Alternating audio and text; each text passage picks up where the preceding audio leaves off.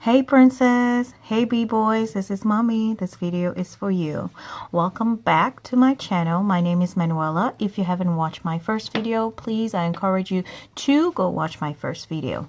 So this video is just going to be a little bit about getting to know me. I'm going to be answering some few questions here. So if you see me looking down, it's because I have a paper with the questions on it that I'm going to first read off. And we're going to go from there. So one of the question is, what's one thing that's happened to you in your life that has made you feel weak?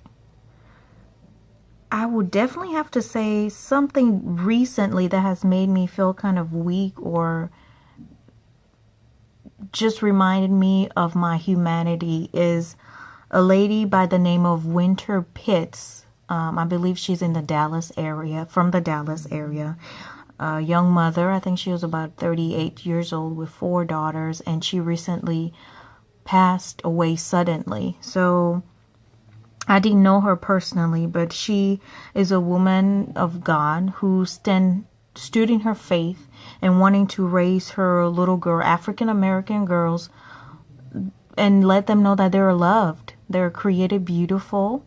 Something that you don't see a lot in society, see a representation or good role model, Christian role models for young African American girls. And I think I stumbled upon one of the books she wrote. I think the title of the book she wrote with her husband is called She Is Yours. I know I had stumbled upon her material, her website a few months ago, and I'm like, okay, I definitely want to check her out since I have a young daughter. It's definitely something that I want to look into her ministry and her work and see what I can glean from her. So I learned about her passing last week. She passed away suddenly. So that's something that has been on my heart and that had made me realize how unpredictable life is. It's true, as a Christian, you trust in God, but like the Bible say, nobody knows when, and for such a mother, and I'm seeing myself in her place because we're not that far apart from age, in age, and I'm just like, if I do pass now, who is going to care for my children? Who is going to instill in them these values that I want them to have? So that is something that's a recent event that has definitely made me weak, that has, I guess, brought me back to reality and had made me realize how finite we are, how your life could just be gone like that. And it wasn't that she was sick. It wasn't that she got in an accident. As from what I understand, that was it. She just passed, and that's it. She stopped breathing, and then there was nothing, and she was gone. So that's one event.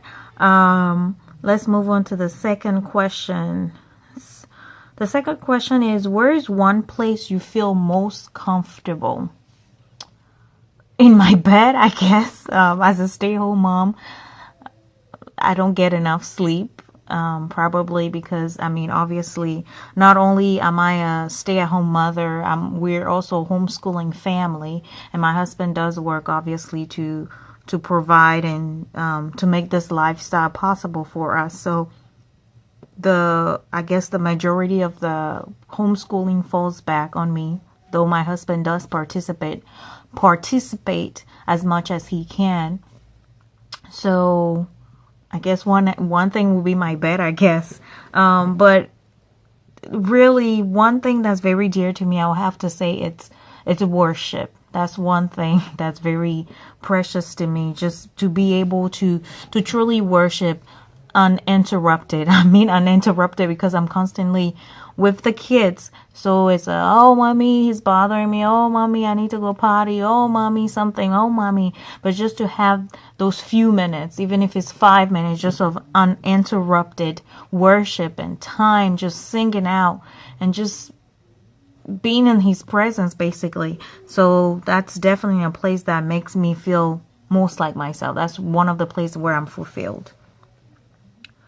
Another question would be, who do you think has the largest influence on on the person you are today? Whew, that's such a big question, because there are so many people that influenced me, that has made me, that has contributed to who I am today. But if we have to say, I mean, about specifically today, I would definitely have to say that,